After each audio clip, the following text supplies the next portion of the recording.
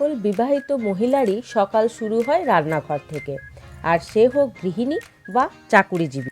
যতই ভাবুন রাঁধুনি রাখবেন, কিন্তু সে একদিন না এলে রান্নাঘরে তো ঢুকতে হবেই। কেউ খুবই ভালোবেসে রান্না করেন, কেউ বা বাধ্য হয়ে। সকলেরই যে এটা পছন্দের হবে তা কিন্তু নয়। কিন্তু আগের দিনের কথা ভেবে দেখুন তো, আমাদের মারা এক হাতে সংসারের সমস্ত কাজ, কুটনো কাটা, বাটনা বেটে মনোযোগ সহকারে রান্না করে পরিবারের সকলকে খাওয়াতেন, বিনা কারু সাহায্য ছাড়াই।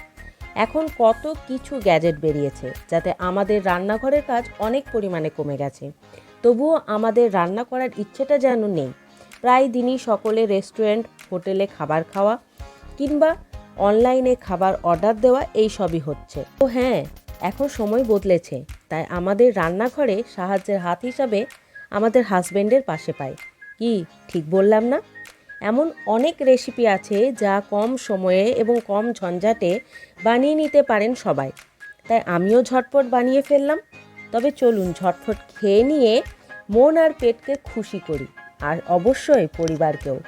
ভিডিওটা ভালো লাগলে অবশ্যই সাবস্ক্রাইব করে আমার পাশে থাকবেন। টাটা।